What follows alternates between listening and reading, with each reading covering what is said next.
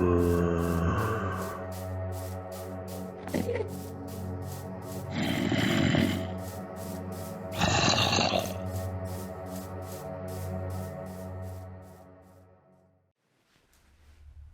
être son but premier, Minecraft nous a tous fait frissonner à un moment ou un autre. Que ce soit dans les tréfonds d'une grotte ou d'une forêt, le monde de Minecraft nous réserve quelques moments d'adrénaline, de peur ou d'angoisse. Si les créatures les plus connues de ce monde sont sans aucun doute les zombies, squelettes et autres Enderman, il en existe une autre qui depuis des années ne cesse de faire parler d'elle, Herobrine. Si aujourd'hui l'évocation de ce nom peut prêter à sourire car il ne fait plus vraiment peur à personne, il y a quelques années les choses étaient bien différentes. Remettons un peu les choses dans leur contexte.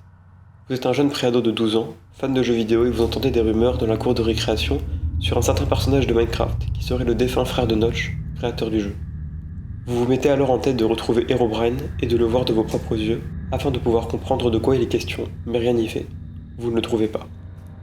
Mais alors comment est née l'histoire d'Herobrine ? C'est en novembre 2010 qu'on entend parler de lui pour la première fois par le témoignage d'un joueur du nom de Max.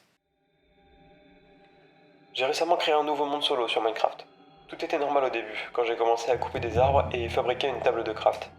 J'ai remarqué un petit mouvement dans le brouillard dense. J'ai un ordi assez lent, alors je jouais avec une petite distance d'affichage. Je pensais que c'était une vache, alors je l'ai suivi, histoire d'avoir un peu de cuir pour une armure. Mais ce n'était pas une vache, c'était un autre joueur avec le skin par défaut, mais avec des yeux vides fixés sur moi. Aucun nom affiché au-dessus de lui. J'ai alors vérifié que j'étais bien en mode solo, et il n'est pas resté longtemps. Il m'a regardé puis s'est enfui dans le brouillard. Je le poursuivis un moment par curiosité, mais il avait totalement disparu. Max a ensuite continué sa partie, même s'il constatait régulièrement d'étranges phénomènes. Des arbres sans feuilles, des tunnels de 2 fois 2 blocs, etc. Il avait aussi régulièrement l'impression d'être épié de loin par ce joueur sans nom. Troublé par ces phénomènes inexplicables, Max alla témoigner sur internet de ce qui lui était arrivé et reçut un message privé d'un certain Herobrine. Stop. En se rendant sur le profil de l'émetteur, il ne trouva qu'une page 404. En continuant ses recherches, il finit par apprendre qu'Herobrine était le pseudo du frère de Notch. Après avoir contacté le créateur du jeu pour savoir s'il avait un frère, il n'obtenut en réponse que « J'en avais un, mais il n'est plus parmi nous maintenant ». Évidemment, ce témoignage et ce qu'il compose sont à prendre avec des pincettes, car même aujourd'hui, l'histoire d'Herobrine reste floue. Sur le screenshot fourni par Max, on peut voir que la version jouée est la version 1.0.16-02, une version alpha de Minecraft. Le 13 août 2010, Notch évoqua cette version dans un tweet plus que mystérieux. La version alpha 1.0.16-02 fixe un méchant bug de mort.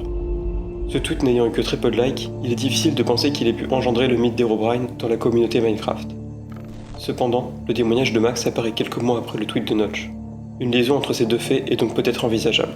L'histoire a pris tellement d'ampleur que Notch a été obligé de poster un message à ce sujet, expliquant qu'il n'avait jamais eu de frère décédé.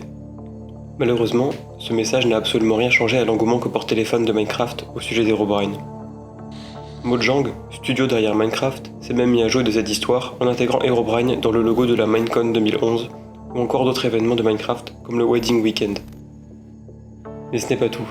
Ils ajoutaient aussi régulièrement une ligne aux notes de mise à jour de Minecraft, Removed Herobrine, comme si celui-ci ne voulait pas se faire supprimer et revenait sans cesse dans le jeu. Vous l'aurez compris, Mojang aimait s'amuser et entretenir la légende d'Herobrine au sein de la communauté.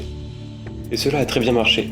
Les vidéos évoquant Herobrine se sont multipliées, au même titre que les posts sur internet. Encore aujourd'hui, on compte plusieurs vidéos par jour au sujet d'Herobrine postées sur YouTube. On remarque que ces vidéos ont pour cible un public jeune, peut-être pour faire perdurer cette légende dans l'esprit des nouveaux joueurs de Minecraft. Il ne reste donc plus grand chose de ce mythe qu'était autrefois Herobrine, si ce n'est qu'une creepypasta qui aura beaucoup fait parler d'elle au cours des années. Et vous, avez-vous déjà essayé de trouver Herobrine ? C'est tout pour la deuxième vidéo d'Histoire d'Internet. Je vous dis à la prochaine pour une nouvelle vidéo, sur une nouvelle histoire, ou sur un mystère d'Internet.